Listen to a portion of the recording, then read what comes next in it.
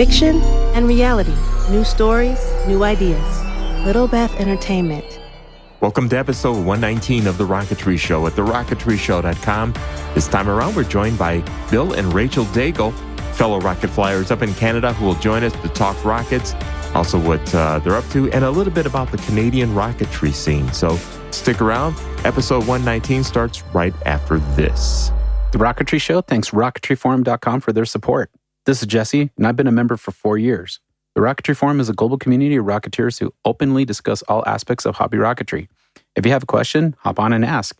There are hundreds of experts who can answer just about any rocketry question you have. Check them out today at rocketeryforum.com. Ignition sequence start. 6, 5, 4, 3, 2, 1, 0. All engine running. Welcome to The Rocketry Show. All right, lift off and the clock is started. Yes, sir. Reading loud and clear. A podcast that is all about advanced and high-power rocketry. Amateur-built rockets, starting at mid-power to higher-power versions that can reach the edges of space.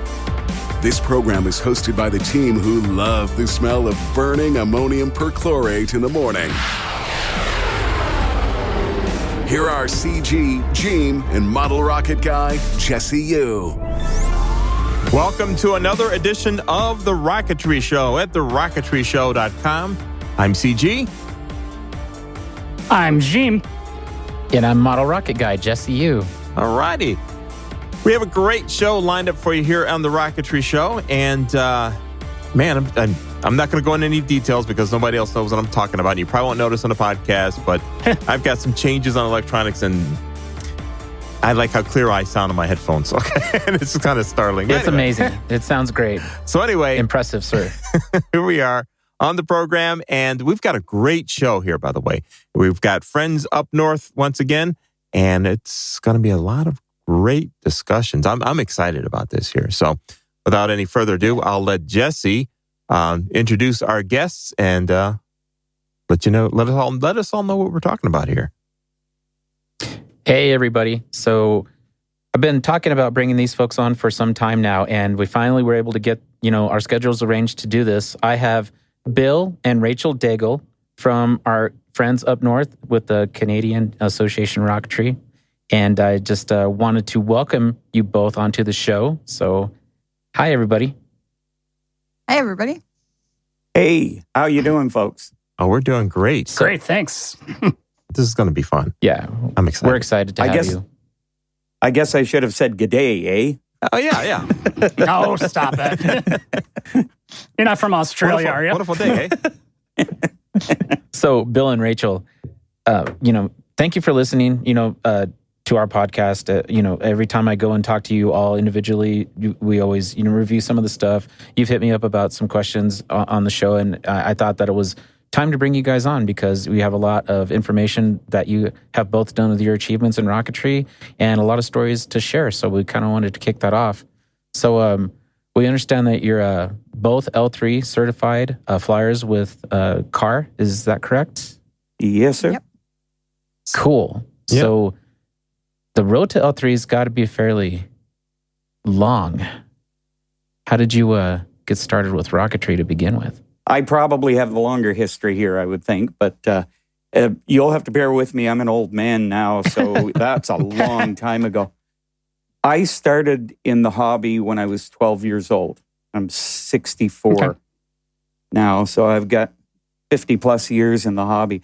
Wow. I've never really left the hobby. There's been parts of my life that there wasn't a place to fly, or in Canada there wasn't hobby shops around and that. Sure. But I've been active in the hobby for that length of time. Really ramped up in 2000. At that time, I was playing in a band. My Nice. daughters were both 5 and 6 years old at the time, and my wife was going through some knee surgeries. And Oh, wow. I thought it's time to take some time off from the band and take care of my kids. And Sure. during that year, while my kids were being cared for, I found out I had cancer. And rocketry became the way that I just kept my mind in a better place. And Okay. it just lit a fire from that point on, and it's just never stopped. That's awesome. About 5 years into that, after joining car, and you know, the first probably 20 or 30 years in Canada, it's not a big hobby, or at least it wasn't at that time. And I thought I was the only guy in the hobby in the world. You know, Awesome. during the time I was on chemotherapy, I found a local club. And I had never seen mid-power rockets before. And I thought, wow, this is amazing. And joined that club, joined Canadian Association of Rocketry, and it just went from there. Within 4 years, I spent two-year terms as the Atlantic director. And then the following two-year terms, I served under Greg Dietlein as the national vice president. Gave me a real opportunity to give back to a hobby that gave me a lot. Very cool. Very cool. Indeed. Oh, that's Yeah. awesome. I guess during that time, I had the opportunity of doing some class presentations for both Rachel and her sister Nicole's grade 6 science class. That was a hoot. I did some Boy Scout presentations. Sure. Just to try to keep youth in the hobby, you know, and it was fun. Thank It was you. an incredible time. The last 2 to 3 years, I've finished my tenure. I'm no longer on any executive. I manage the local club. Okay, And, yeah. and it's been an opportunity to focus more on Rachel and I doing our certs and getting stuff done for ourselves. So it's been a really nice cycle of, you know, being able to invest specific times for specific things. But I'm in a good place now. Oh, yeah. Excellent. Well, hey, Bill, cool. hey, thank you so much for your time, you know, with all the efforts that you did for CAR. And I'm sure that everybody that's in CAR knows who you are and is very appreciative of that as well. And, you know, I understand, you know, you mentioned both your daughters. Obviously, Rachel is here with us today. So we kind of want to direct some stuff to her. How old were you, Rachel, when you started in rocketry? There you go. And what do Yeah. you remember from Pops? Goodness. I remember from a very young age because Dad was bringing us out when we were just toddlers. And we have pictures of us playing in the puddles, and we would go chase after the rockets. And Sure. it was kind of one of those things that I grew up with it. And I was so used to seeing Dad having all these cool rockets. And I was like, you know what? That's so cool. Like, I've never been the girly girl type. So I've always been the one that wants to get their hands dirty. And as soon as I saw Dad going and getting bigger, I was like, you know what? This is what I want to do. And I've been flying now for over 20 years now myself. And Oh, wow. Wow. That's awesome. chased after Dad, finally got up to his cert level, and now we get to enjoy the hobby together and build some big stuff. And it's not often that you can say that you get to hang out with your dad every weekend and build rockets and fly rockets. So it's just Absolutely. super satisfying. That's very cool. Another fact about Rachel too is if you're on any Facebook group related to rocketry, more than likely you've talked to Rachel at some point. She's an admin on most of those groups, and you know, Bill manages the group as well for your local club, as far as I've seen. So it's kind of cool to see updates on their local stuff. It's like, hey, we're having a launch this weekend. You know, I always kind of follow them, just kind of check out and see what's going on. But yeah, they're pretty involved. So you know, we've got a lot of stuff to go. Hey, Bill, let me go back to you for just a little bit. If you folks who are in NAR get the Sport Rocketry magazine with your membership, you'll notice that maybe a few months back, probably like 10 months ago, I think it was the May-June 2021 episode, volume 63, number 3. There's this gentleman on the cover that has this huge upscaled Acme Spitfire. Do you guys know anything about that?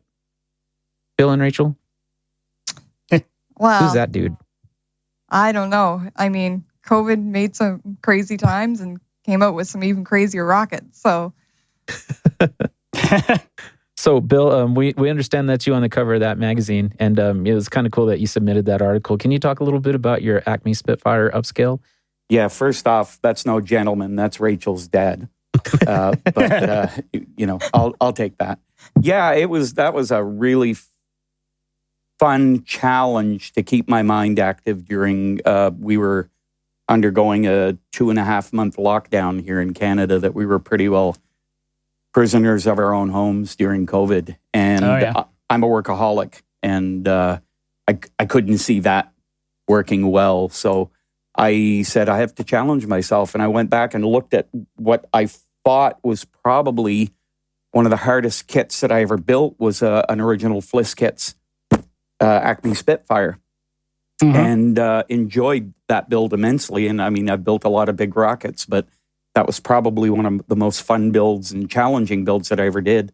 And I thought that's got to be upscaled. And I guess I had to really figure out how to make it an upscale, because anyone who's built the original, most of the inside is all filled in. And if you want to put a big motor in it, that did not work. So I had to figure out how to get all the parts together so we could fit something fairly big in it.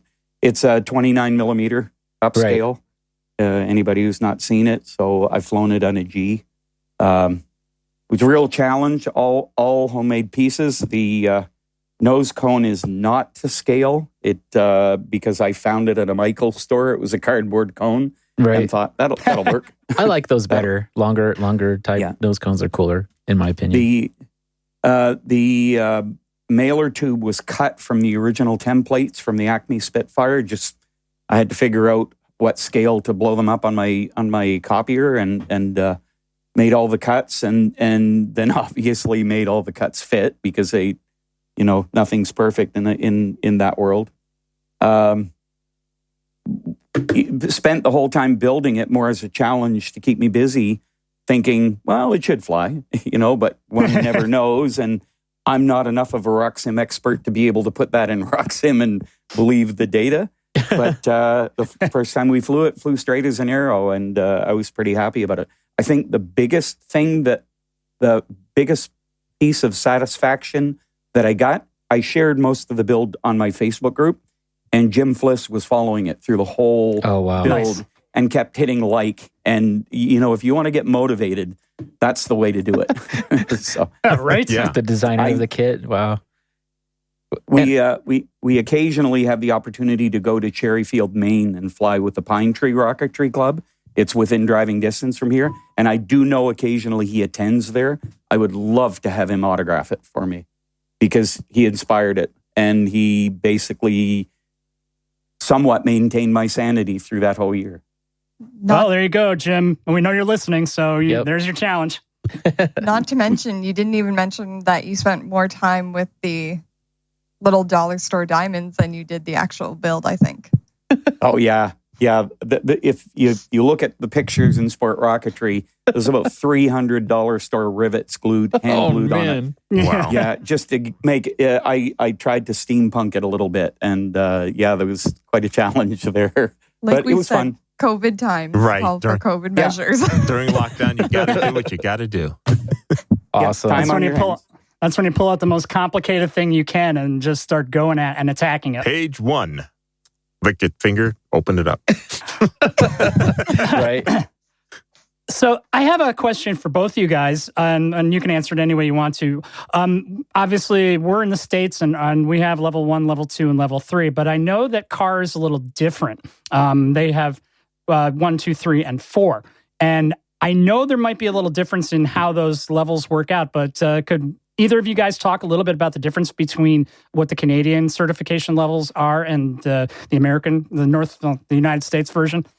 Yeah, so in Canada, we have 4 levels. So we actually split. Is it level 2? Yes. I'm looking at you, Dad. It's probably easier to explain what level 1, 2, 3, 4 is. Yeah, so level 1 would be your H. We split our level 1 up. Yeah, so level 1 is your H, level 2 is I, level 3 is JKL, and then level 4 is M and M. Wow. So, okay. yeah, we split our level 1 or your guys' level 1 into 2 instead. Right.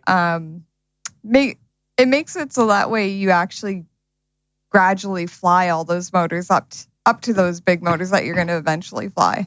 So, Sure. Yeah, it kind of makes sense because the low end of level 1 is kind of a glorified mid-power rocketry thing. But when you go to the I motors, that's a different world all of a sudden in that category. Oh, yeah. It makes sense. You're talking totally different altitudes and everything. Yeah. From an H2 and I. So I believe there's one other difference too, is our written tests are done at the L1 level. So before you get into high power rocketry at all, you have to pass the test. Okay. Our test is a combination of two things. It's a Canadian Association of Rocketry, which is 25 questions, Rachel? it's 25. It's been a while since I wrote mine. It's 25 questions on the car portion, and then there's the And Transport 25 Canada. on the Transport Canada portion. You're allowed 75% on the car portion, but you need 100% on the Transport Canada. If you make one mistake, you fail and you do it again. Oh, wow. It's basic. It's safety is what they promote. Absolutely. Yeah. I mean, and we have a junior level 1 with the NAR because I'm a TARC coach, and I encourage my team to go for their level 1. They do have to take a test for the junior level 1 for the National Association of Rocketry. I was actually kind of happy to see it. So, because I want them to know what they're doing before they put an H motor in. I don't care what it is, So, but I like the idea of the test. They don't, but well, you know what? When they're done, they take it. Yeah. Just as an afternote of this here, I really had no intentions of doing my L4. I'm very happy at L3. You can have a ton of fun on JK and Ls. But absolutely. And something Rachel hasn't mentioned yet, if she gets her L4 this year, she's going to be the first woman in Canada to do so. What? Yeah. So she's going to be in the record books. If I get my L4, I'm just going to be the same as another 100 or so guys around town. But she wants Dad to do the project so we can fly on the same weekend. And so now I'm motivated. Cool. So we're both going to do our L4 this year. That's awesome. And now, are you in process of building your L4 right now? I'm Rachel? just beginning. Okay. Yeah, we're both just beginning. Because Okay. Yeah. Rachel, you can tell them the steps for an L4 if you want. So with L4 in Canada, so one of the first steps is you need to do your electronics endorsements. So you need 2 successful flights showing that you can successfully use electronics on those flights. Okay. So I'm currently in the midst of working on my electronics endorsements. And then, of course, once you do that, you submit your thesis to CAR, and you get your L4 committee, just like you would for your L3 committee. Okay. But yeah, we do have to do electronics endorsements, so that's what's taking the longest. So now, is that just a dual deploy type of use of electronics? Yep, okay. Exactly. And I assume you need 2 redundants in that for the L4? Okay. Exactly. Got it. And so what does the electronics endorsement entail? Like, what do you need to prove to pass it? So you need to fly 2 L3 powered flights with successful dual deploy. Okay. In order to get your electronics endorsements. Okay, and that's just observed by your, it's called a TAP for Tripoli, but it's observed by your people that are watching and doing your endorsement. Who certifies it? Actually, endorsements can be sponsored by any active CAR member at a high power launch. So yeah, it's pretty easy. All you need is a couple of witnesses to do affidavit that and it could be just a couple of even level 1s, L1s. Could do it. Oh, okay. Rachel, didn't we clarify that you could get your EEs on lower flights? Yes. So there is talk that you can do lower flights to get your EE as long as you have a proof, like a history of flying. So as long as they could see that you've flown these motors before. And so it kind of varies on that point. I can explain the reason for that here in this part of our country, we have one high power launch a year. Okay. Yeah. Okay. So, the ability to get 3 or 4 endorsement flights and then your cert flights and everything are not easy. Okay. And CAR ACF is trying to make it so people still have the ability to move forward when they don't have the ability to have high power launches. So we're working on getting more than one high power launch a year, but the logistics are not easy. So when you could dual deploy a G. Is that what I'm understanding? Yep. That you could that you could get your endorsement on doing a G motor dual deploy. Yep. Yes. Exactly. Okay. So and what's that's cool. Okay. And what's the story behind the one high power launch a year? We rent on Labor Day weekend. We rent Canadian Forces Base Gagetown's artillery range. Okay. For the weekend. So you mean your local chapter?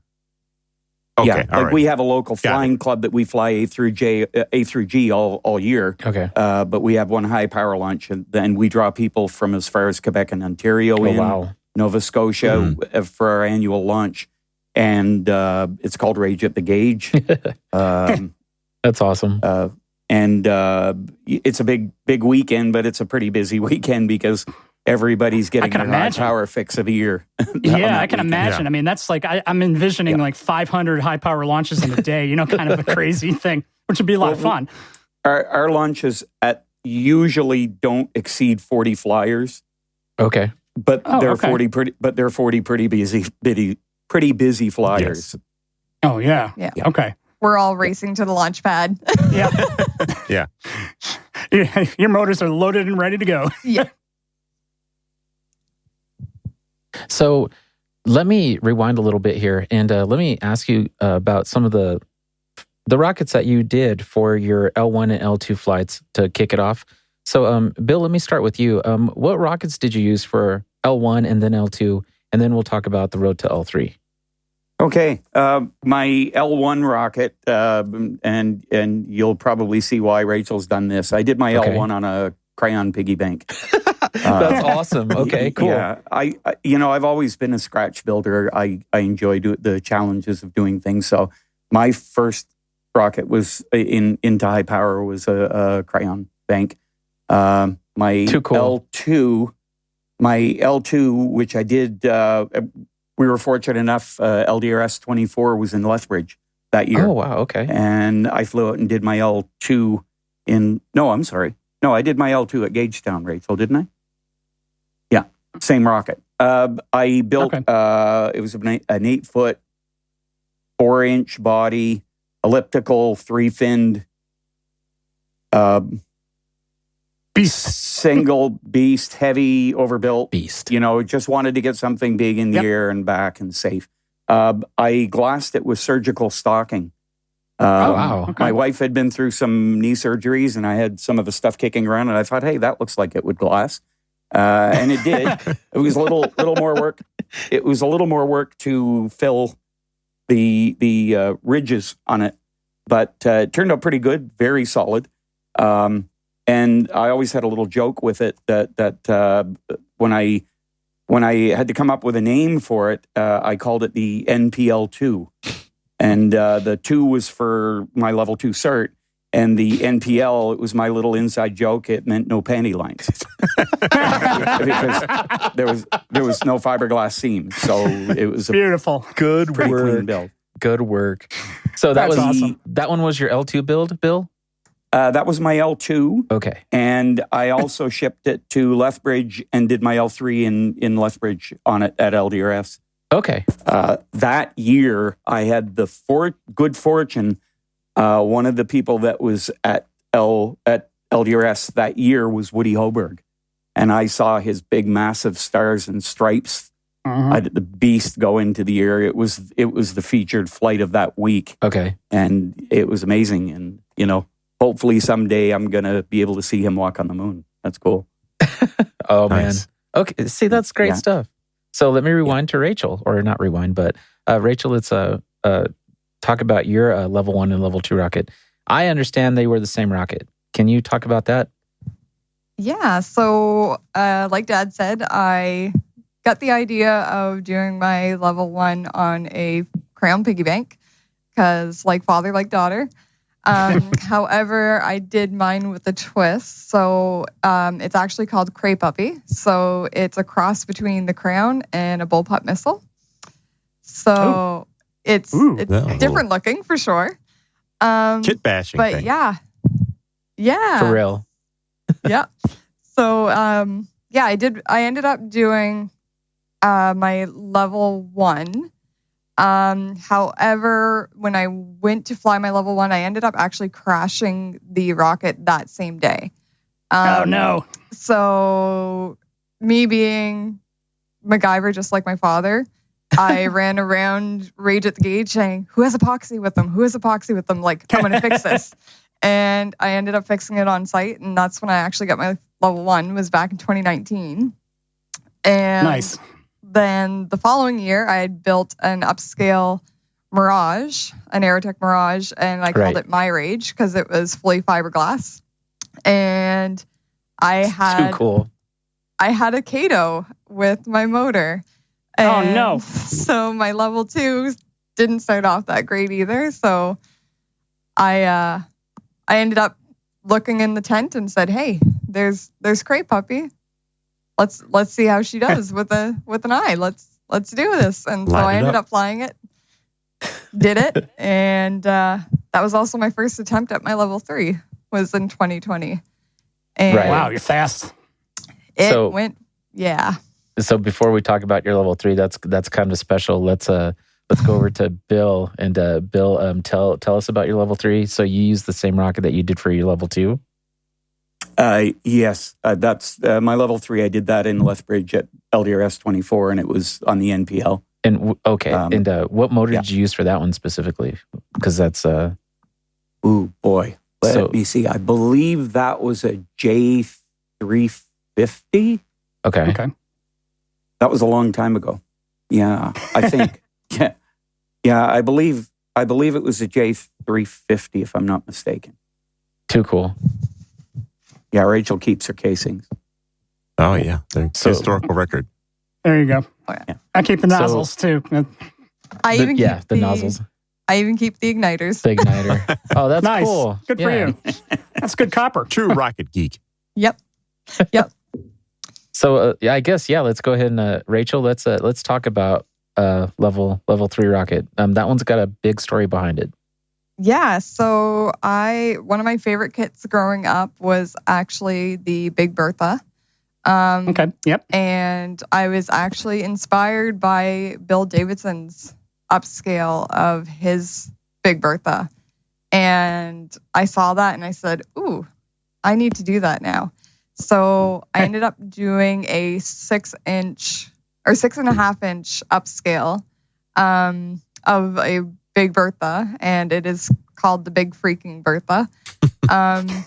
And I went to do my level 3 cert that same weekend that I did my level 2, and I decided that I was going to fly it on a K711.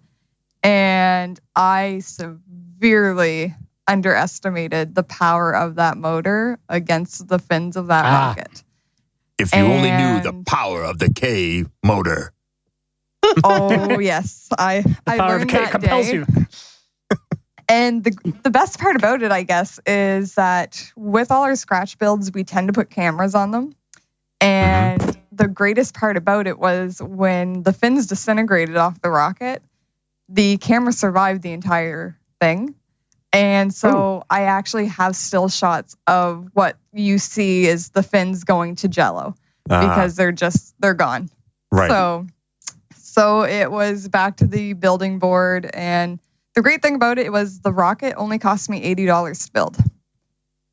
Nice. So wow. We found the nose cone at a yard sale. It's actually a fishing buoy. The body is sonotube. And with the rebuild, I now have 1/2-inch plywood fins. And there you go. They are not going nowhere. So I ended up flying it on a K550, and it flew like a dream. Nice. And cool. It was so awesome to actually see that lift off and come back down. That's awesome. I also bring the rocket down sideways. So with with building a rocket with that big of fins. Yeah. Coming down, because you're on a military base and the terrain is so rough. Mm-hmm. So one of the guys in our club, Sebastian Richard, he said, Rachel, he's like, simple solution. Bring it down sideways. And I was like, I like your thinking. And so I ended up, we sat there at the drawing board for a little bit, figured it out. And now every time that I fly it, the booster comes down sideways and it just lands perfectly in the field. Now, do you use like a line on the outside of the rocket to do that? So it's a harness kind of a thing? Yeah. So I actually mount it right next to the motor. So for my motor retention, there's a screw that goes in right there. I string all the way up to the side, attach it to the shot cord inside, and it comes down beautifully. Simple and effective. Yeah. And you don't break your fins, especially with those kind of fins. I get it. Yeah, they're big now. That's why I'm aiming to do a 12-inch version, but with the cost of plywood, I gotta wait a little bit. Yeah, sure. I feel that. Now you mentioned your cameras on your scratch built rockets, and that's also something that I do at least for the first few flights in with the rocket when it's new, because if something goes wrong or if I didn't think of something, those videos are invaluable. Like, and I had a series of mishaps with one of my rockets early on, and you get the rocket back and it's like, okay, in this case everything seemed like it was okay. It came back and I got the rocket and went over to the field, and it's like, what happened to the whole fin can section and the motor? And I have no idea where it was, and I wasn't looking for it, but somehow it escaped all of our view. So I'll go and play back the video, and I see that, the way I screwed because I do all my rockets modular, so the way I screwed in that motor mount and everything, it was not, I wasn't anticipating the forces that were in there when the ejection charge goes off. So you see the video where one frame, everything's fine, you see it arcing over. Then the next one, there's like a frame and a half of like one fin coming off, then you see the motor mount and everything going away. So I lost the motor casing and everything, but if it weren't for that, I would have been totally mystified as to what in the world happened. Because from the ground, it looked like a beautiful flight and recovery, So they come in handy. Well, one of the things that I wanted to mention to a lot of people, and they probably, it's something we fell across in the last little bit. Rachel learned from me, we tend to overbuild when we do our scratch builds. I understand. Yes. I'd rather them being a little rough. And we've always taken the attitude, the 10-foot rule. We fly with people that are former automotive paint guys that you can see. you could shave in the morning off of the side of their rockets and see yourself. And that we're not of that type. I am a 10-foot rule guy myself. Yep. I totally understand. Well, you might find it funny. The last 3 or 4 builds that we've done, our outside paints have been interior house paint, latex. And that's awesome. You have no idea how clean they turn out on big upscales. The first time you're going to fly something that big and that beefy that it's going to get beat up and scratched. Yep. I can have those scratches covered in about 20 minutes. There you go. So, that's awesome. I had a car in high school. It was a 1977 Chevy Nova that I did paint with Sears weather beater. So Oh man, I had a 65 Pontiac that was done with a roller brush. Oh gosh, a long time ago. That's good stuff right there. On that note here, we're going to take a quick break here on The Rocketry Show at TheRocketryShow.com. We'll be right back after this. Don't go anywhere. We'll be right back. Hey, all you rocket geeks out there. Do you like doing in-flight videos of your flights? And do you ever use those keychain cams and unfortunately sometimes only get videos of your thumb? Hey, this is Gene from The Rocketry Show, and that used to happen to me. I used to use those old keychain cams only to get nothing very good quality. But I found a solution to that, and it's Insane Rockets. It's an app that's available on the Google Play Store for Nexus 5X and higher. Now get this, it does 4K video. But not only that, it'll upload it automatically to the cloud and provide you real-time telemetry while tracking your rocket through Google Earth. It is amazing. Available on the Google Play Store, Insane Rockets app. It's crazy. No, wait. It's insane. It's time for Serious Rocketry. Serious Rocketry since 1998, providing the Rocketeer with great kits, motors, supplies, and more. They have lots of products in their ever-growing web store with fast shipping, wide selection, and courteous service. You can also check out the amazing and popular Serious Rocketry kits that harken back to the days of fun-to-build detailed kits that are more than just 3 fins and a nose cone. Gene, what did you find? Oh, I found a good one, and I haven't mentioned this, and I think it's just awesome because I love public missile stuff. You know, they've got their quantum tubing and their quick link motor mount stuff, and I also love scaled military. So I'm taking a look at the Public Missiles Limited 4-inch AMRAAM. Okay, now check this out. It's 77.7 inches tall. It has the pre-slotted quantum tube airframe. So if you guys have never done quantum tube, I suggest you give it a go because guess what? No spirals to fill. And if you're, I know a lot of people like to. It's very nice. It's like I'm not a huge spiral filler guy, but I don't like them, and I try and prime them and do all this stuff. I know other people go way in doing deeper than I do, but I don't even have to worry about that. It comes with G10 fiberglass fins, and if you look at an AMRAAM, you got 2 sets of fins. It's almost like a staging look. Kind of a look to it. It's got an upper section that's got some triangular fins, and then the booster section has some larger fins, typical military type payload. It's got the quick switch motor mount that could go anything from an H to a J. So you have a lot of latitude with this beastie. It's, like I said, 4 inches and 77 inches tall. It comes with the piston ejection system. Again, another PML kind of thing. One of their signature things is the piston ejection so that you can use less dog barf if you choose to. It's really neat how that works because when the ejection charge goes off, the piston pressurizes the interior and creates a pressure differential that blows off the nose cone. So it's a lot less to clean up after you're done. It's a cool system. I've got piston in about 2 or 3 of my birds, and I really like it. Also comes with its payload bay, the 28.5-inch payload bay, which is perfect for putting in any kind of your electronics, multi-panel nylon parachute, and the PML parachutes are always been very solid, very good quality.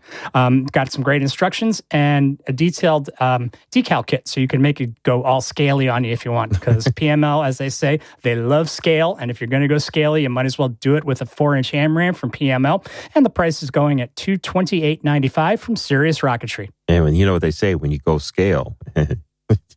Anyway, Serious Rocketry's website features real-time stock tracking, which lets you order with confidence from their online store. No having to call or write to see if something is really in stock. And when you're ready to fly, Serious Rocketry has motors and hardware in stock from Estes through Aerotech High Power, as well as popular electronics from Jolly Logic and more. And while you're there, be sure to ask them about their club specials as well. Visit their websites today at siriusrocketry.biz and .com.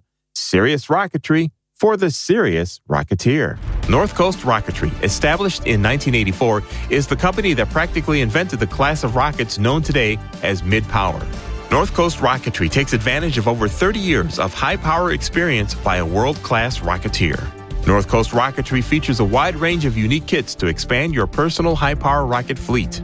When you see an NCR rocket fly, you will encounter an absolute treat of sight, sound, and performance. Once you own and fly a North Coast Rocketry kit, your rocketry hobby will never be the same, and neither will your rocket fleet.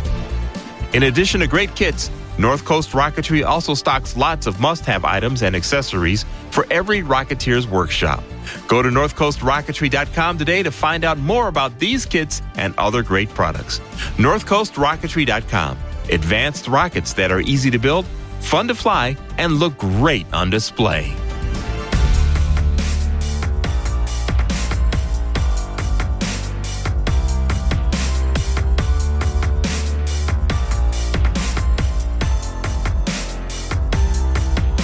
Welcome back to the Rocketry Show at TheRocketryShow.com. And we're having a lot of fun on this Rocketry Talk episode here.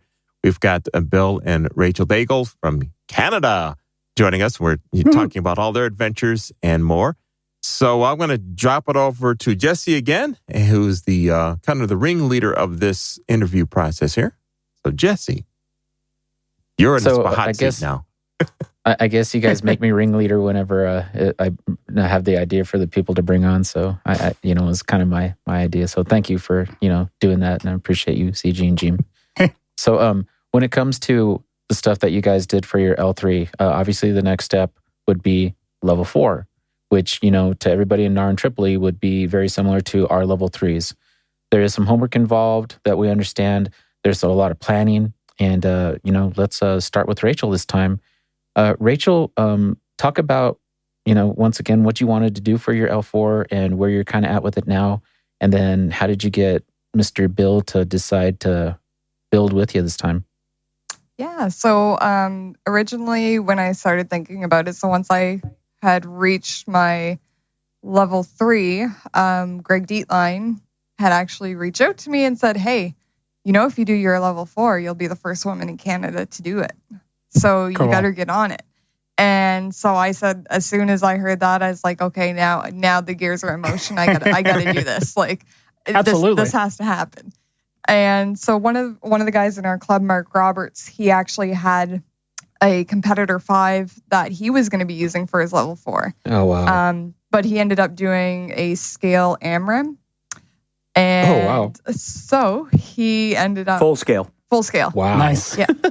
Wow. And so he ended up saying, "Hey Rachel, I have this kit. Like, do you want to use this for your level 4?" And I was like, well, of course, like that'd be fantastic. Like, yes, please. Yes, please. So, then I, being good friends with Jesse, was offered to buy the big nuke off him. So I ended up doing that behind Dad's back, and I already had it all planned out. So I knew that if I was doing my level 4, that the only way I would do my level 4 is if my dad came along with me. Because Dad's brought me through this entire hobby, and that's very cool. It's honestly a bonding experience to be able to do this with my father. So I wanted to continue that journey past our level 3. So I just showed up one day and I said, "Hey Dad, look what I got in the mail today." And I said, "That box upstairs with that competitor 5. Guess who's doing their level 4 with me?" And so now he's going to be doing the competitor 5, and I'm going to be doing a lock big nuke for my level 4. That's awesome. That's so cool. I mean, keeping it in the family. I mean, my God, that's like priceless stuff right there. It's awesome. So Jason and Dave and myself from Lock, worked a little bit with Rachel to kind of decide on that rocket, and a couple of things that I wanted to kind of bring up. One of the reasons that we chose that Big Nuke 3E for you is because it does look very similar to that competitor 5. I don't know if you guys have noticed that, but that kind of brings you back to your whole. I got a story. I'm going to tell you guys a story real quick. So Jesse's going to told you a story. Hang on, folks. Take the floor. When I was talking to Rachel a couple years back, and this was literally about 2 years ago, it was me, her, and Louis Berlin, back when we used to moderate Model Rocket Fanatics together. And we had a chat going on, and I remember the conversation. And she's like, "Look at this rocket I'm going to use for my level 4. And I look at this thing, and it's this huge competitor 4, or competitor 5, I apologize. So she shows us this picture of this rocket in her parents' entryway, right, on the platform. And you got a tiny little, 5-foot Rachel and this huge monster rocket sitting right next to it. I'm looking at the same, those fins look very familiar, and they're not quite the same. Like, if you put them side by side, they're not going to be the same. But you got the classic triangle shape, Jim and CG, the big nuke rocket that you see from Lock. So I remember, it's like, you know what? I have a rocket very similar to that. And that's where I started building Big Nuke 4. That was your fault, Rachel. Okay. Blame it on me. So my stories about Big Nuke 4 came from that discussion. And then... Blame the Canadians.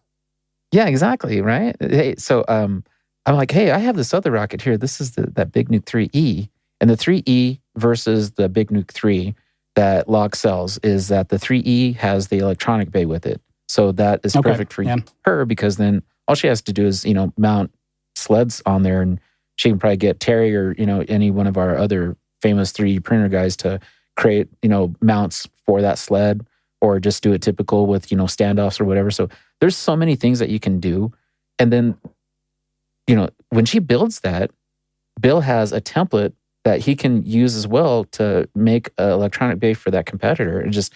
It's just the way that everything just kind of falls into place, guys. It's really freaking cool. And I just want to talk about that. So That's awesome. And that's the best part about rocketry is like the knowing people and then how things fall into place. I mean, I wouldn't never have started this podcast if I had not met CG on a launch field, and just we started talking and stuff. So that's why I love rocketry. The community is so cool, and there's a lot of family stuff. There's a lot of like interaction. Everybody wants everybody to do well. We all want each other to succeed. It's not like, competitive, maybe friendly, but at the bottom line, we all want to help each other. And that's why I love doing this. Because everybody I've ever met has always been that. So the next thing I wanted to talk about, guys, is a little taboo in the sense that I don't understand the regulations on what, might be happening. But can we talk about the motors that you have considered using for the level 4 rockets? So as of right now, we were both looking at using the same motor, which is an M1350 Aerotech single use. Okay, single use one, yeah. Yeah, and we're both looking at that now. Things may change, of course, depending on what our RockSim files, because I use Open Rocket quite a bit, and I've kind of become the Open Rocket guru for Dad and I. So cool. So we get it all simmed out and we figure it out. But right now, baby M, just to get it off the ground. So that's all you need, though, right? I mean, and it's a good solid motor. I've got one in stock, and I can't wait to. I've got a 4-inch fiberglass back there that is going to take the Interceptor. I can't wait for you to launch that, dude. Seriously. It's the red one back there. Jim has so many motors. He uses terms like in stock, talking about what he's got. I have a spreadsheet. I have. Yeah, I do. Oh, that's good. That's good. Our challenge in Canada is what you can get. Okay. There is That's what difficulties. Aerotech, I believe, is having some difficulties getting M's into Canada right now. So we may face changing to CTI motors. It's very possible. And we're set to go one way or the other. Whatever we have to do to get there, we're pretty prepared. Nice to do so. What CTI motor in particular are you looking at for each one of those? Rachel, you've looked more than I have yet. We're not at that part of the build yet. I've not really chose. They do have a 75 millimeter pink in CTI. Oh yeah. Okay, and I was really looking, because you know what? If I'm going to be the first woman in Canada to do this, I may as well do it on a pink motor. It would just be super fitting. So. Right. Okay. So when it comes to the obviously the fiberglass rocket's going to be a little heavier. How much difference in weight are you looking at between the two rockets? Because a 3E is not very heavy at all. It's like 8 pounds US. I believe by the time I get the Competitor 5 all together, it's going to be in the 40-pound range. Oh, okay. So you're going to need some power. Yeah. Yeah. Okay. Yeah. Now, if anybody knows how we fly, I'm not an altitude junkie and I'm not a speed junkie. I build them big and crazy. And sounds familiar. We'll talk about the other upscales that I built after, but I don't build them for fast or sleek. I build them for show and power. I get it. It's like in the altitude waivers in the Midwest in the United States. I don't want to go that high. But I do want to see a good M every once in a while. You just got to. Yeah. So the one thing that I'm noticing, which is really funny, is my L4, it's going to be a little strange because in high power rockets, it's going to be the first kit that I've built that I haven't scratch built. Oh, so okay. I'm almost feeling that it's going to be a little less of a challenge than I've done before with some of the other upscales that I've built. I've got a 9.5 foot Laser X. That I've flown. I've flown that on an L730 in Maine. Oh wow! Nice. Okay. It'll fly as well on a K660. Beautiful flyer. Real challenge getting back to the ground because the top tube section is too small to carry your main parachute. So you have to bring it down. You have to bring it down with a parachute burrito. I use a defy gravity tether. Oh wow! I've got, what is it? A 12-inch? Fat Boy? 12-inch Fat Boy. Yeah, that I built last year. Just for the fun of it. It's, they're big rockets, but they're big and they're challenges. They're challenging because you've got to figure out, where are you going to put the electronics bay on a Fat Boy? Yep. There's not a lot of room there. Building an L4 kit, I'm hoping to get some challenges there, and I guess the big part of it is going to be in the dual electronics for everything like that and that. But I'm still looking forward to it. But I love my scratch builds. Yeah, because both of us have actually done all of our surf flights have been scratch build rockets, and that's how we've always done it. So a lot of sonotube. A lot of sonotube. Absolutely. Okay. Yeah, they know us. There's not a lot of rocket companies in Canada. Our main rocket company is Home Depot. Okay. So, whatever works, right? Yeah. Yep. I also love the way, Bill, I love the way, your official rocket catalog is Rachel's memory. That's very true. Pretty well. As I get older, that I will rely on that more and more. So, a testament to Rachel here. For when I did my level 3, before I went and submitted stuff to James Russell and had other people take a look at it, I actually went and had Rachel take a look at my Sims first. So, and she's like, "This doesn't look right. This is not right." And she helped me correct a few things. And then when I decided to do Super Beast instead of Big Nuke for that, for that level 3, I had her take a look at all that first. So, thank you for your help on that. So, if anybody needs help, you can always email Rachel because she will help you. She's really good at it too. With Open Rocket. Very cool. Cool. She cuts good vinyl too. What? She cuts good vinyl too. Vinyl? Yeah. Tell us That's a lead in. what's that all about? Yeah. So during COVID times, where we were on lockdowns, Dad actually brought home a Cricut machine from his store and was like, "Hey, we can use this to make our decals for our scratch builds." And I was like, "Hey, that's cool."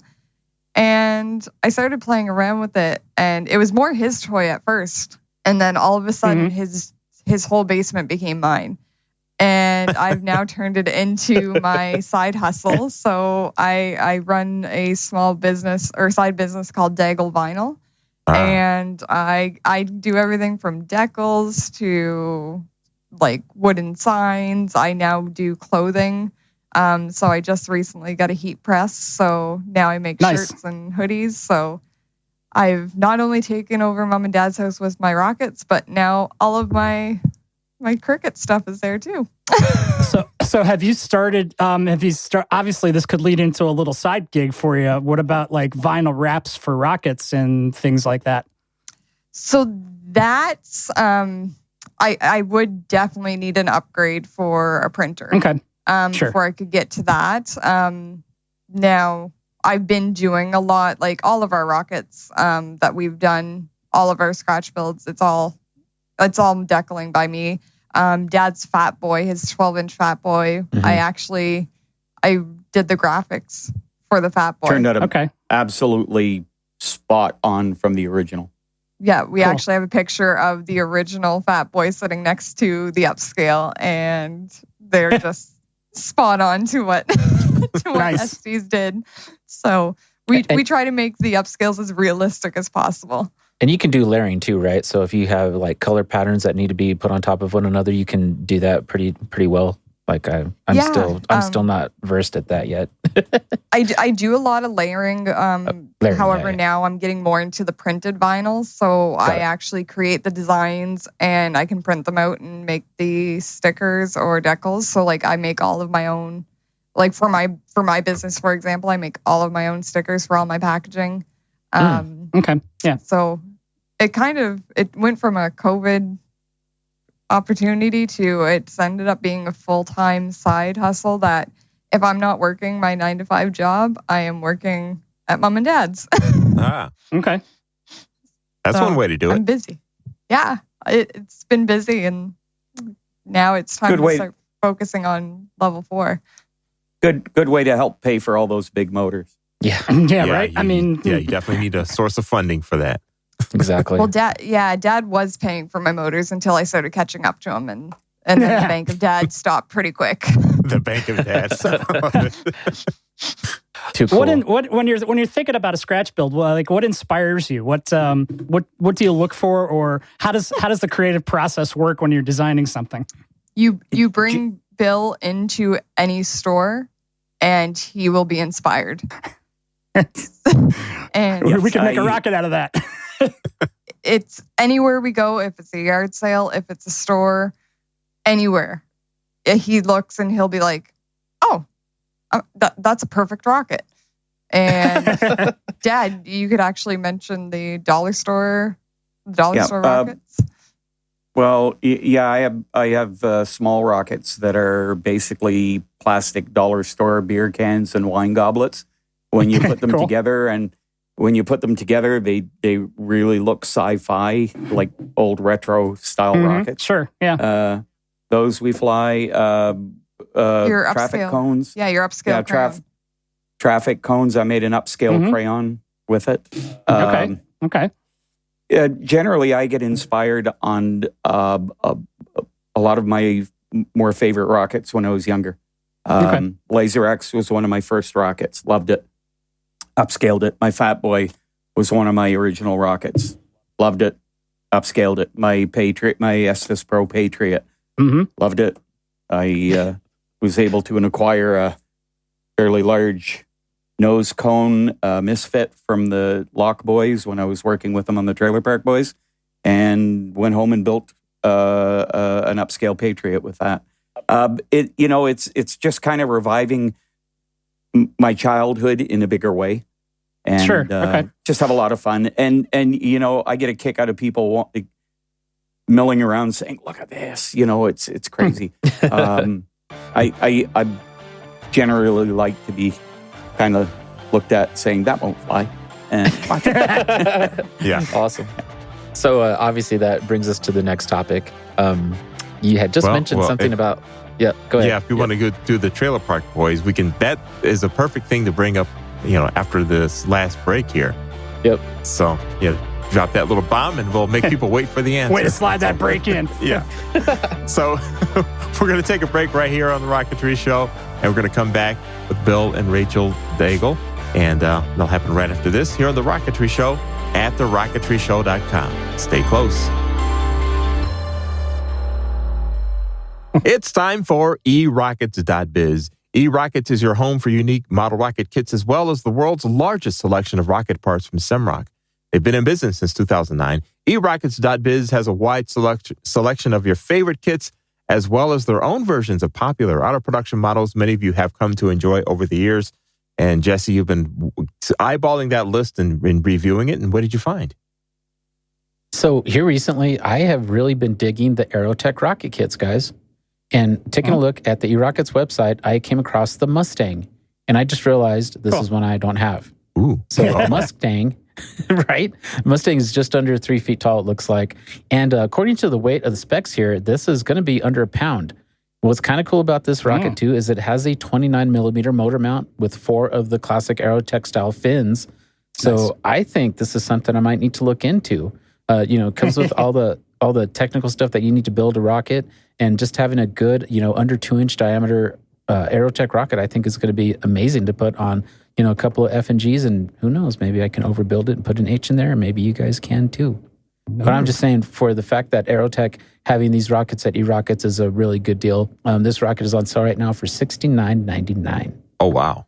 Not only do you have that, but there are plenty of other rocketry items to choose from, such as educational rocket kits and supplies, air rockets, water rockets, and so much more. eRockets.biz certainly has enough kits and supplies to keep you busy in your workshop for a long time to come. Need parts for your own custom builds? That's not a problem. eRockets.biz also supplies the Semrock line of airframes, nose cones, centering rings, motor mounts, and so much more. eRockets has more rocket parts available than anyone else on Earth. So check out eRockets.biz today to learn more. eRockets.biz. If rocketry scares you, buy a train set. Lock Precision Rocketry manufactures a full line of high-quality precision-fit electronic bays, motor mount adapters, recovery hardware, and harnesses, all designed to meet your building, repairing, and customizing needs. Lock Precision believes in making rocket kits as light as possible while maintaining the strength required to fly with commercially available motors. When you visit lockprecision.com, be sure to also check out their wide range of rockets, such as the 4-inch Mystic Buzz, the 4-inch Lock Goblin featuring multiple motor mount adapters for 29 and 38 millimeter motors. If you're looking to gain entry into high power rocketry, then you can certify for your level 1 in style using the Lock 4 Rocket Kit. Lock features rocket kits for all flyers ranging from entry-level builders to experts. The name Lock Precision has been synonymous with mid and high-power rocketry for over 30 years. Check out lockprecision.com today to find out why. Find your airspace with lockprecision.com and Public Missiles Limited.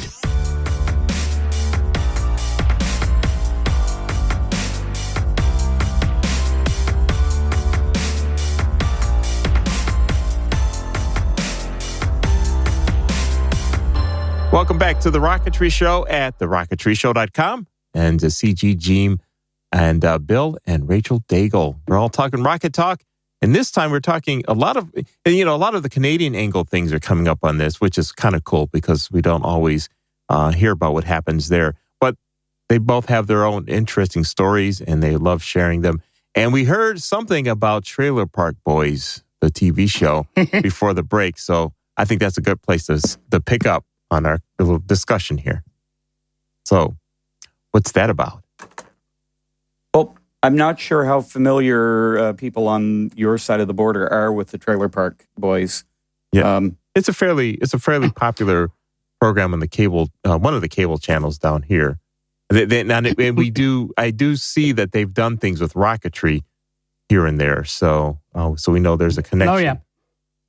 Yeah, well, to give you a little bit of an idea on geography, we're about an hour drive away from their filming compound, where we live here. Okay. So we're quite nearby. I'm one of the Atlantic Province's range safety officers, and at the time that this opportunity came up, I was the national vice president for CAR ACF. My president called me one day without a lot of real information and said, I've got a group of people from the U.S. that are wanting to fly some rockets down in the Halifax area. And they're going to be flying under EEE rules, but they need somebody to RSL the flight for them before they can get permission from Transport Canada. Is that something you might be able to help them out with? And I thought, well, first off, right off the bat, and at the time I was just appointed RSO, so I'm quite protective of not losing that post. Right. Absolutely. Something wrong. And I said, well, let me reach out to them and see what we can find out. And I was given an email and talking to this gentleman, and he said there's some boys are bringing down the gear. They've got the motors. They're wanting to do possibly 2 to 3 flights. They told me what range of motors that they were looking to fly, and I asked them, where is this and all that. And I said, let me get back to you. I call my president and said, are we allowed to do this? And he said, yeah, we are, as long as this is that. And I said, I've got some stipulations that they're going to have to dot the I's and cross the T's on. Yep. I said, let me get back to them. So I reached out to them and said, look, I'd be more than happy to help you out as long as we can do it in a safe way.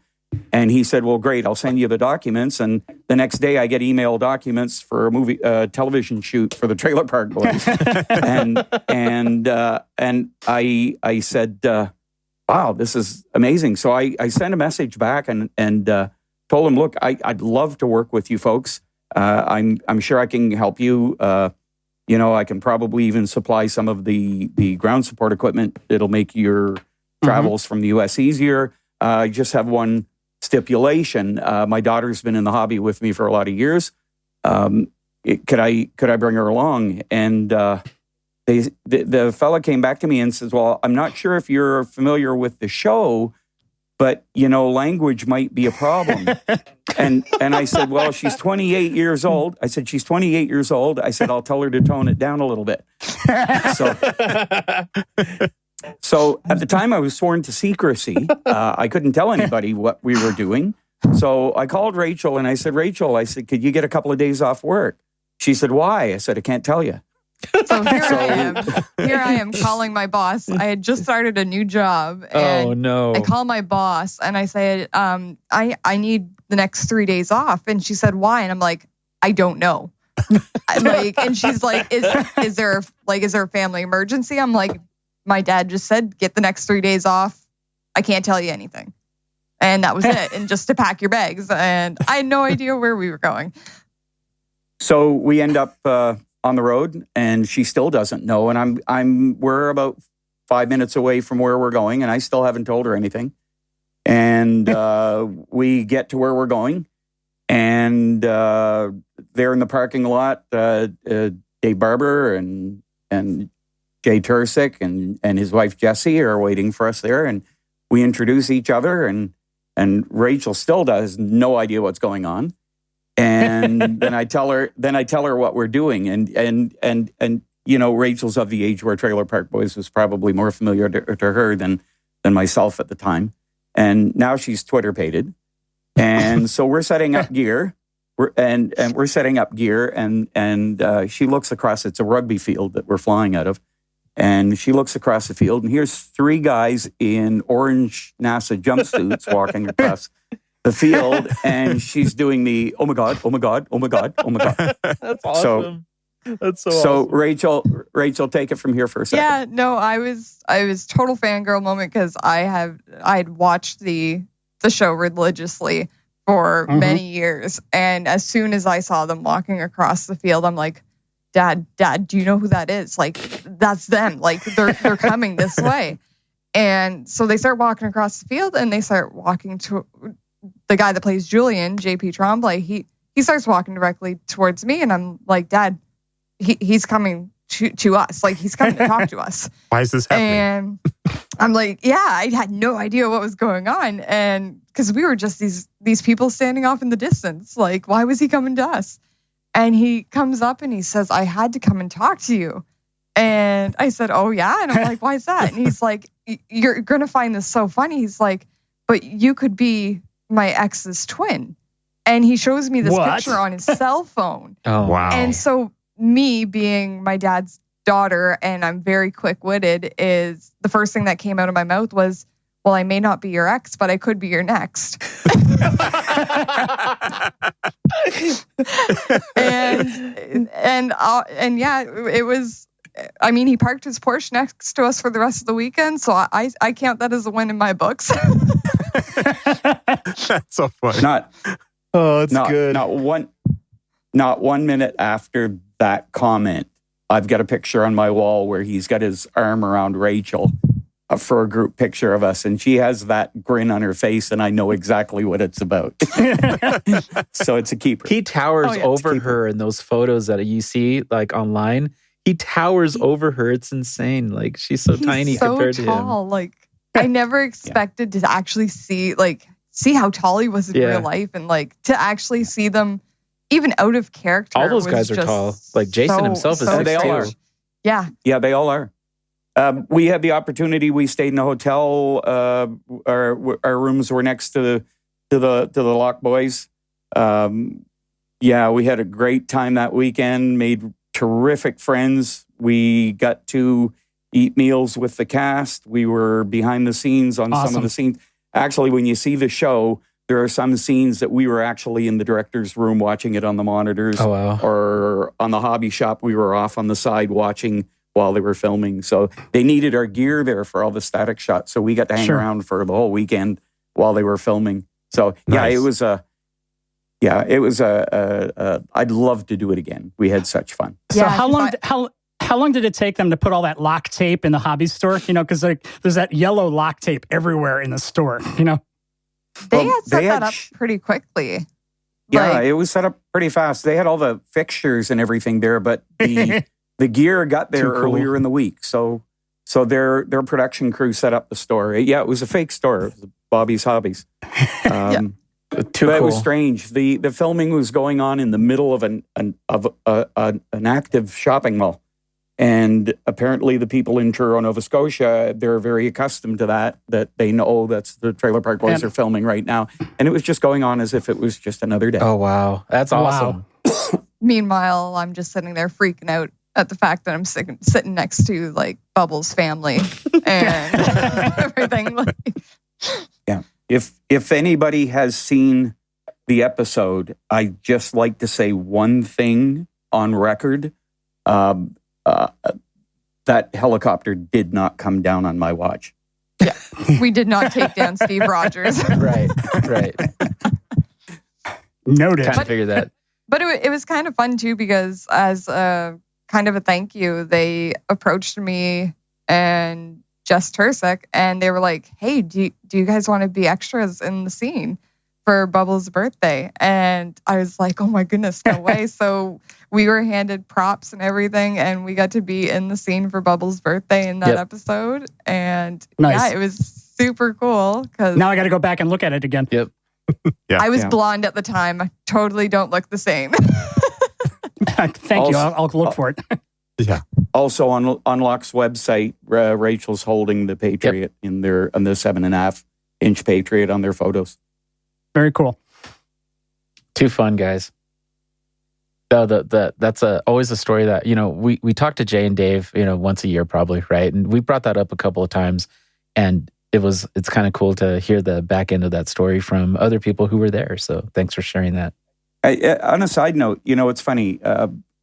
I'm no longer a young man, and looking back in the last couple of years, for anybody that thinks that rocketry is just about building a couple of rockets and flying them on weekends, in the last couple of years, I've made the front cover of a magazine. We've worked on a TV show where we're active with rocketeers completely across North America and even some over in England and Australia and everything like that. Mm-hmm. It is such an amazing community that we all share. Yes.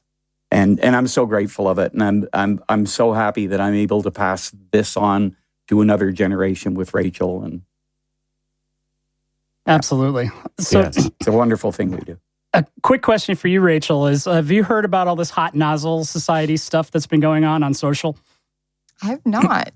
Okay, because you're about the age for it. It's a young group of very dedicated and very safety conscious rocket people. They fly out at FAR in Southern California mostly. But if you hit Twitter, look for stuff that's Hot Nozzle Society. They're actually doing a bit at Narcon. So I think they're doing that tomorrow or tonight. Yep, tomorrow. Tomorrow. So it's a group of younger people that are really into rocketry, and they are awesome. There's one guy who actually he flew a Christmas tree out at FAR, for the holidays. So oh my goodness. So yeah, do check it out because it's your demographic. Yes. So you should get to know these guys. They're awesome. So it's nice. Sure. It's part of that. It's part of that passing on to the generation stuff. I mean, I've been following them for a while, and it's just really cool to see that happening. So, for you and the next generation, it's very important to me to make sure that you guys are doing it. Because that's where the aerospace stuff is. So, and networked in there and get familiar with each other. Exactly, and even in our club, I said his name earlier, but Sebastian Richard and I have been trying to take over all the planning and stuff behind Rage at the Gauge and slowly come in. Cool.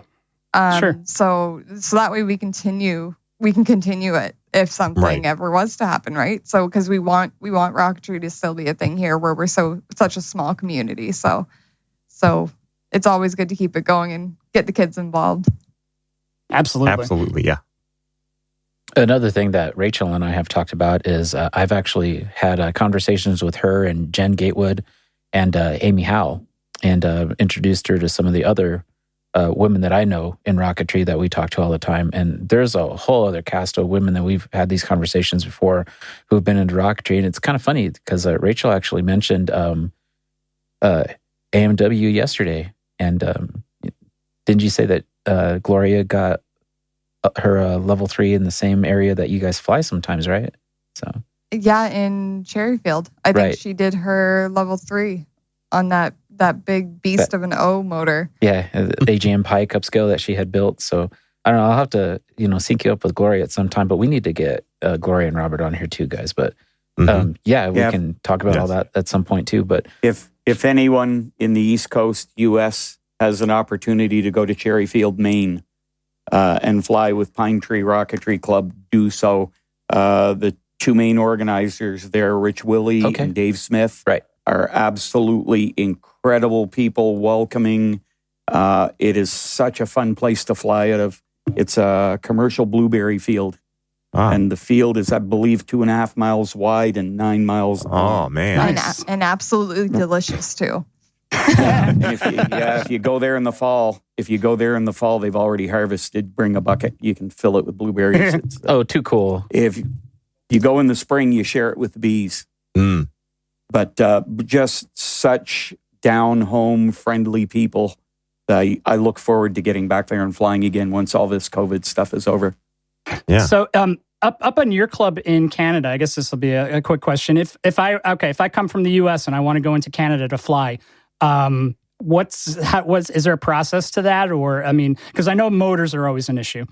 Like, The motors we would have to source for you. The only issue that you would have to fly in Canada, you have to be a car member for our insurance to be valid.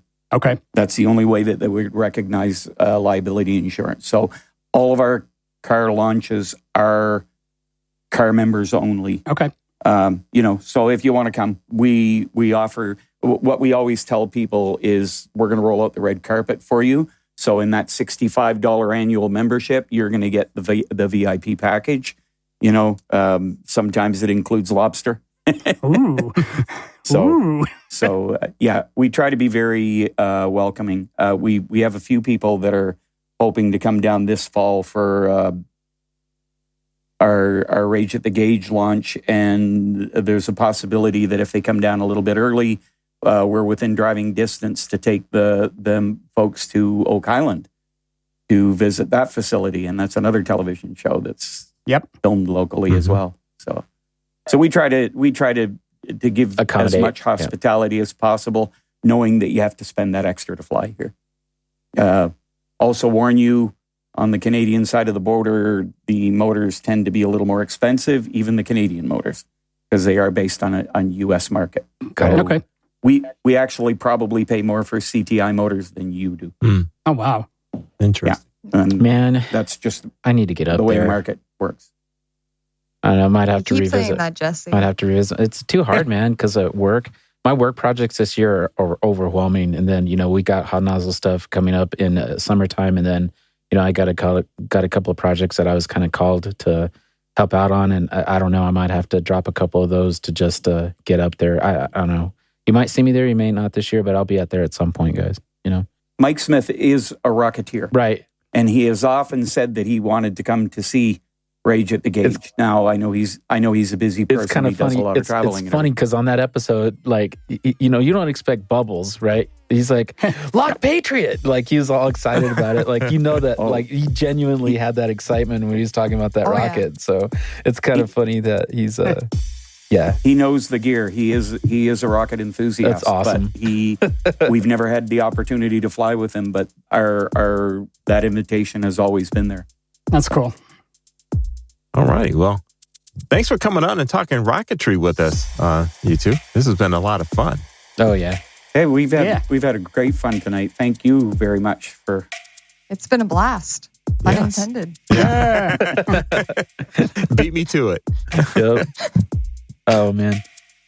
All right. Well, we look forward to talking again in the future sometime. And, hopefully we'll be able to hang all out somewhere and launch rockets, or hang out all out somewhere and fly rockets. Would absolutely love that.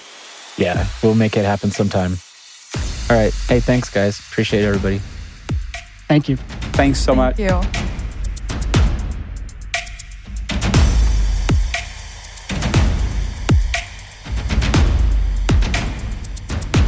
All righty. A nice, fun discussion with our friends up north there, Bill and Rachel Daigle.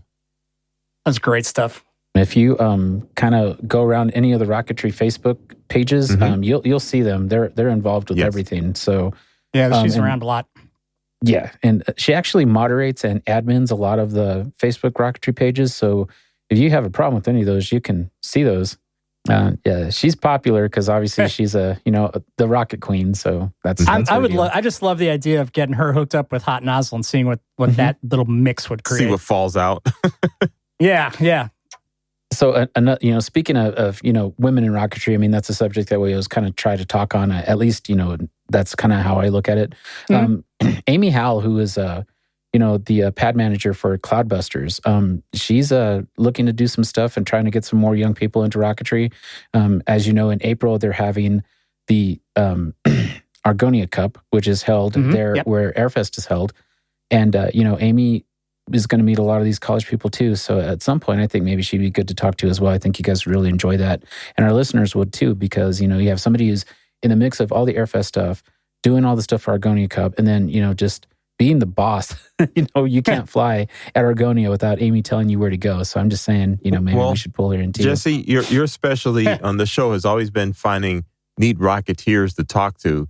Jim and I we kind of do a lot of the vendor-y kind of things, and occasionally we'll find some rocketeer, but we're so focused on manufacturing things. But you've been finding all kinds of cool, rocketeers to talk to because, you get out more. So on the flip side of that coin, right? On the flip side of that coin, though, I mean, if it wasn't for Jim, looking at Twitter and figuring out Spitter. Space Spitter, right? We wouldn't be able to talk to the Xylage, the Joey B's, the Hot Nozzle Summer, Jenna K's and Andrews and everybody else's. So that was cool. That's in Jim's specialty. He's like hooked up in that whole STEM and STEAM thing. So, So that's where that came out. We all have our roles, man. Yeah, we all have our roles. But I mean, it doesn't mean that we're not open to feedback from listeners. So anybody that's got, who do you guys want to hear? We'll pull them out. We'll try to pull them in. All righty. Let's see here. What else happening on the show? We have things from our mailbag coming in. Some feedback from not a whole lot this time around, but we've got a couple of interesting things. Anybody want to take the first one here while I get set up here? All right. This is from the website. It came in Christmas Eve 2021. Brett Carrier, and the subject being New York Power. The message reads as follows. On the last episode, you guys talked about places to go for launches. You all should come to New York Power to Geneseo, New York on May 28th through the 30th. Well, yeah, I know. I've been there. I love it. I love it there. Actually, the last few shows we've done on locations have been from Geneseo, from the Mars Club there. Oh. And it's a nice drive. Great place to go. So it's a great place to meet lots of people.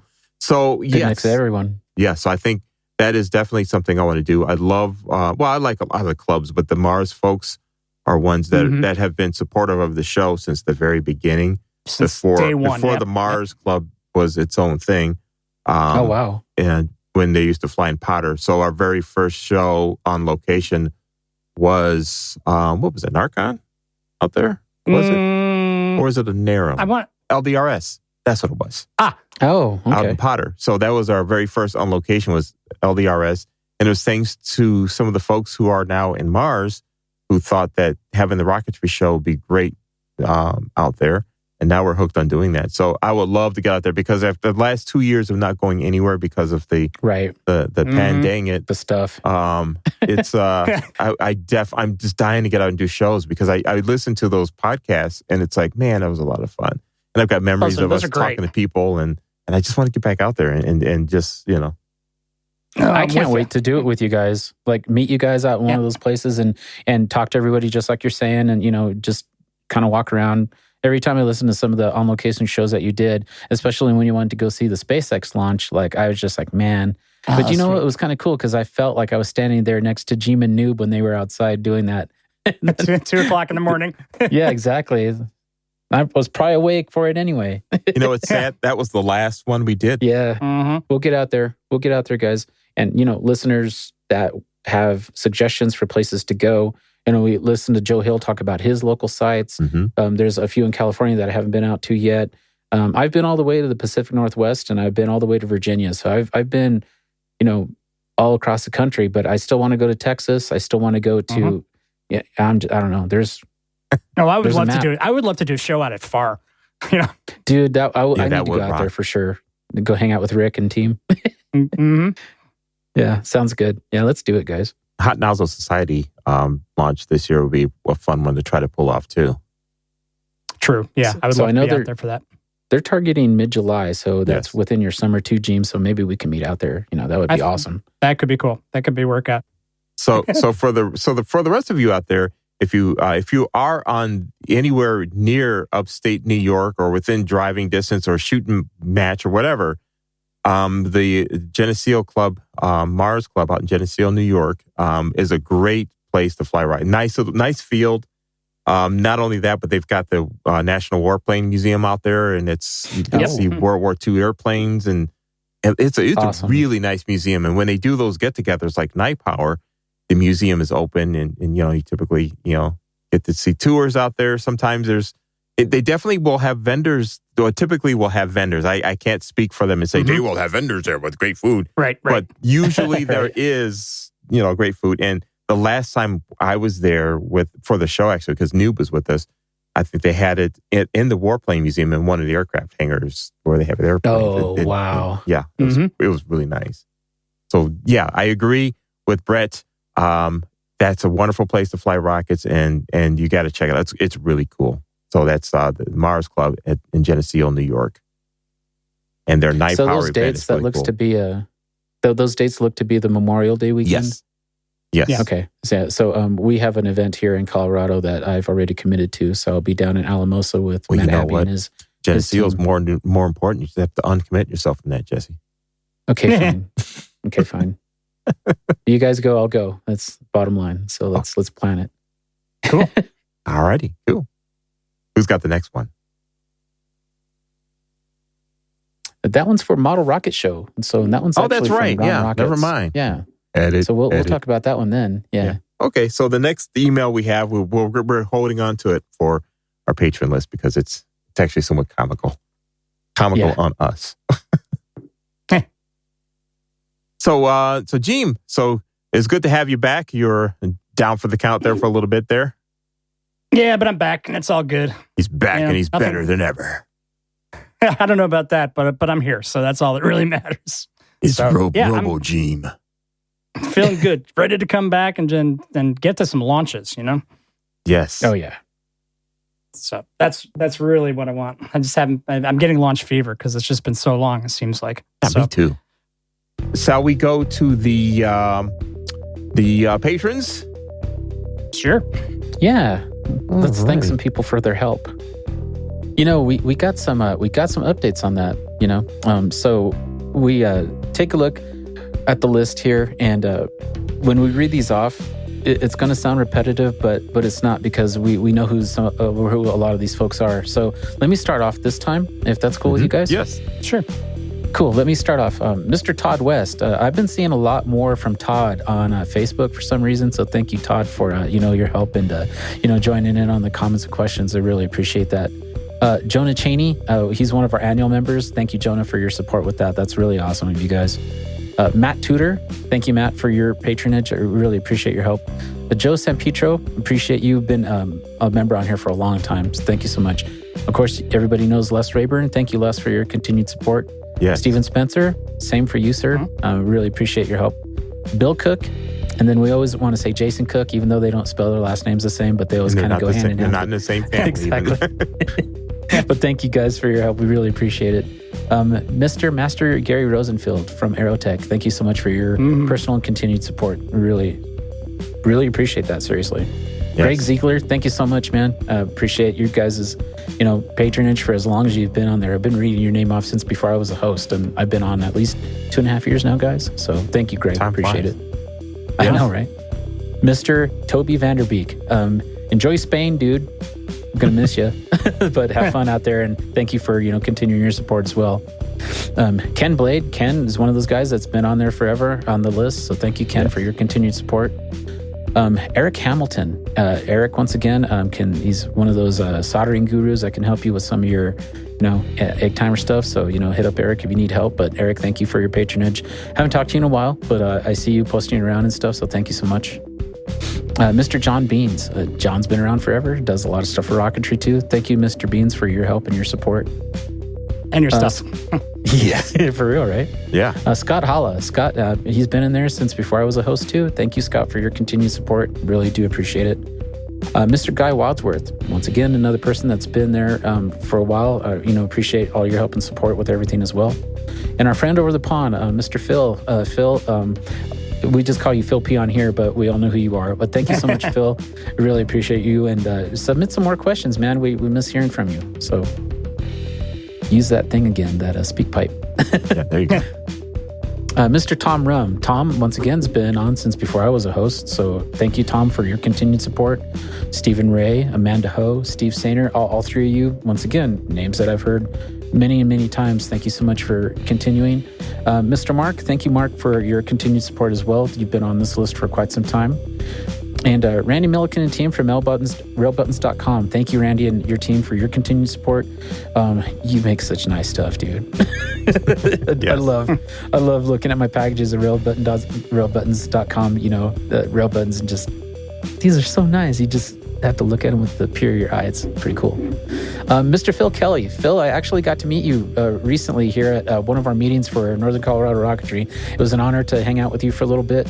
Thank you so much, Phil. You know, when you're ready to start building some more stuff, we'll get you hooked up.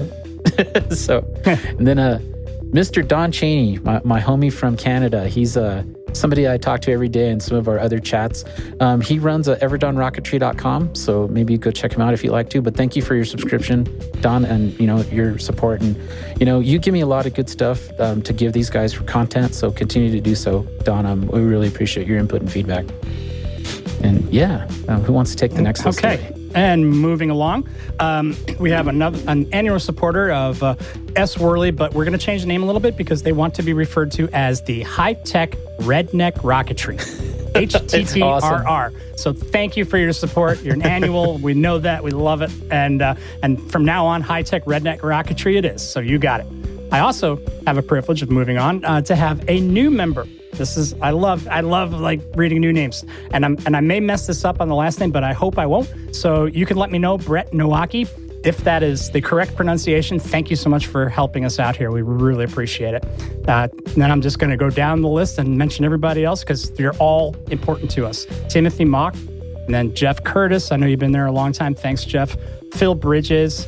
Thank you very much. Roy Tyson, Norman Perkle, Rob Hoagie, Gary Dow. Hi, Gary. Thanks a lot. Appreciate it. Jack Poman, Don Johnson, Pierre Marlowe, Jeff Curtis. Again, thanks, guys. You're really helping us out here. Philip Calvin, John Bryan, Casey Anderson. I always love saying your name, Casey, because I love talking to you, buddy. Thanks a lot.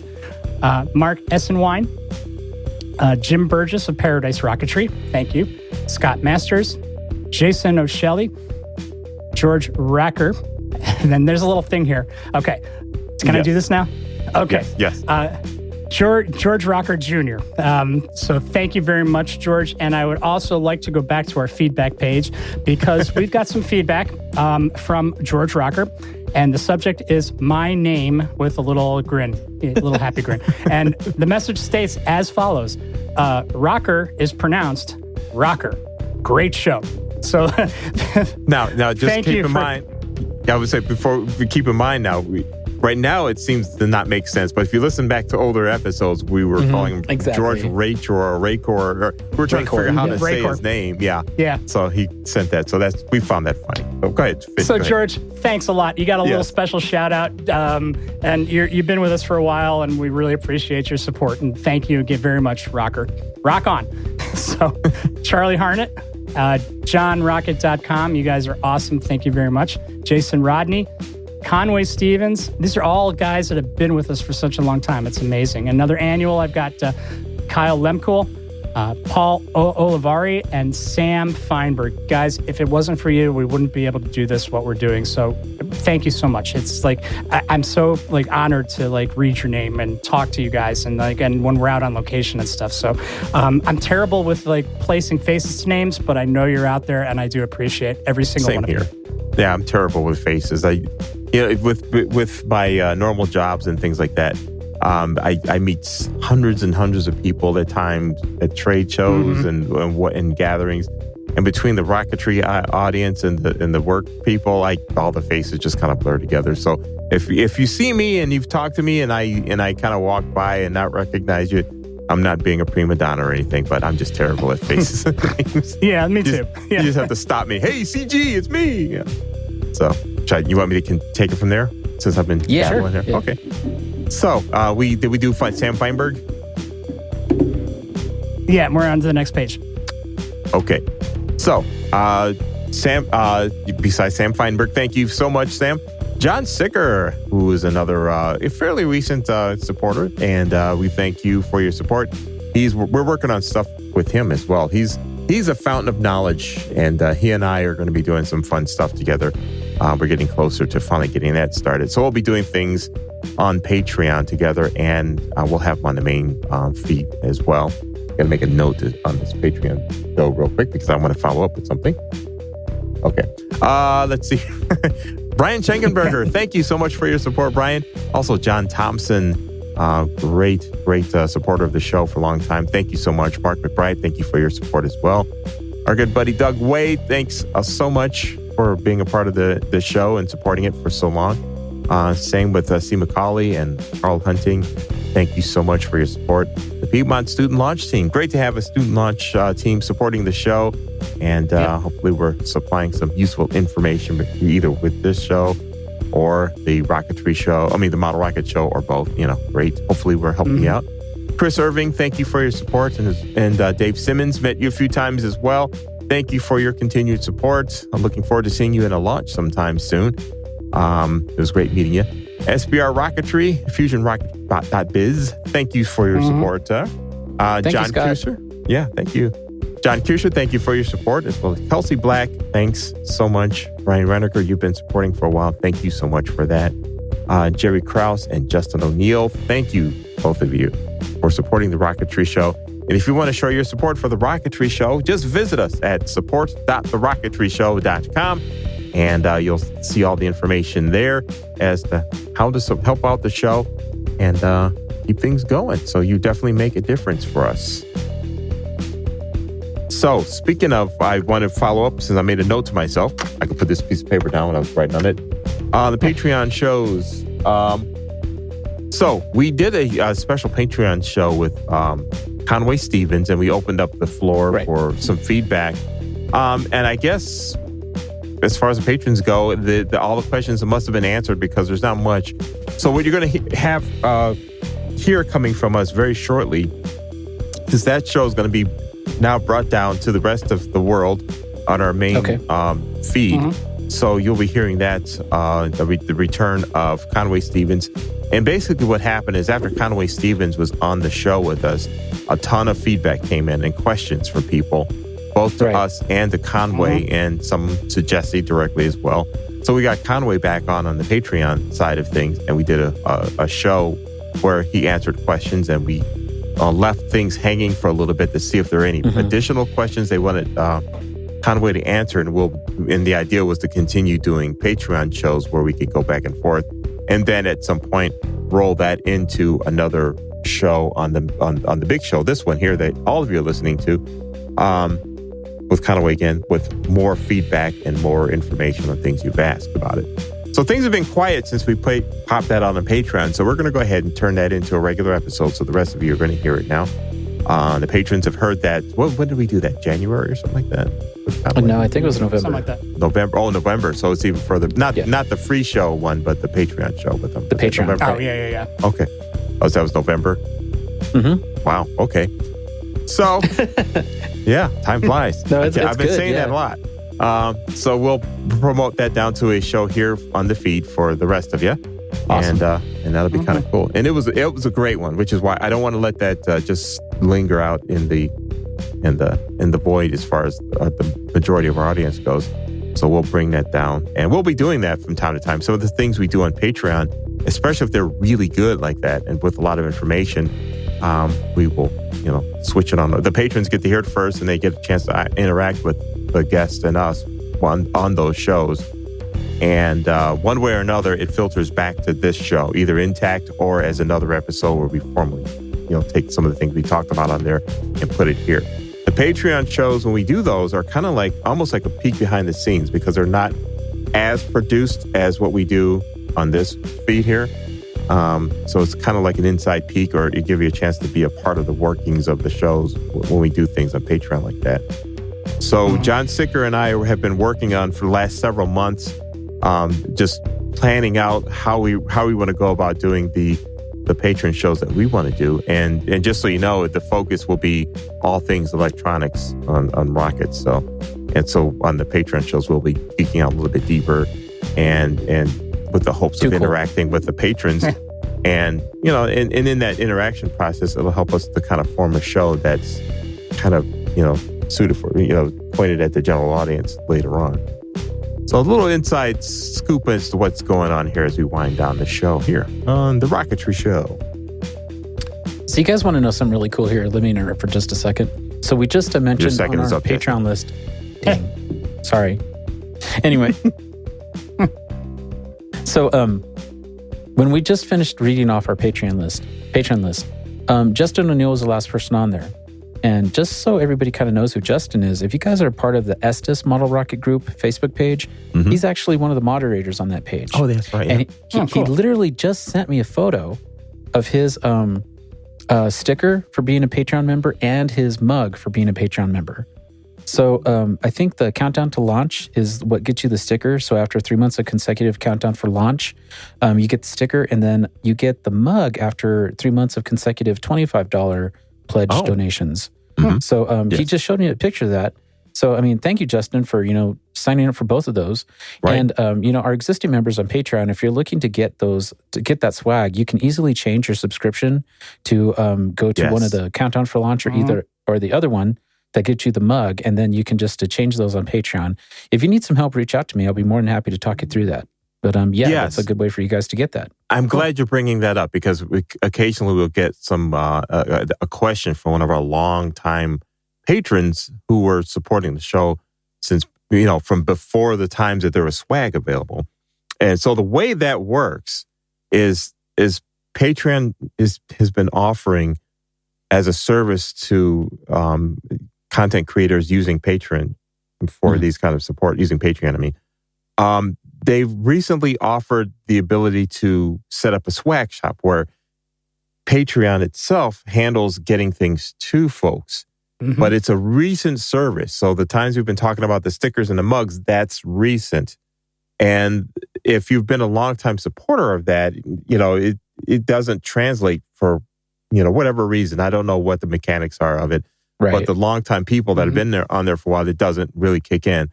So what some people have figured out is that they'll go and change into one of those levels, and then they get the swag, and then they either bounce back to where they were. Yeah, or that's exactly what I did. Yeah, they'll bounce back to where they were before, or stay at the other level if they want. You don't really miss out on a whole lot. There are a couple of things we're planning on doing for some of the higher level supporters that are in there, but I have mixed thoughts on that. I don't know how much of that I'll be doing. I think most of the stuff we'll do will just be open to people just supporting the show in any way. But the swag does happen at different levels because it just, it costs money to do that. So Patreon, that's how they get their cut from it. But it makes it easy because, we don't have to hire people to, send stuff on our way. We hire Patreon to do it. Right. and the cost to us is having to have the other levels. So if you want those pieces of swag, you can do that.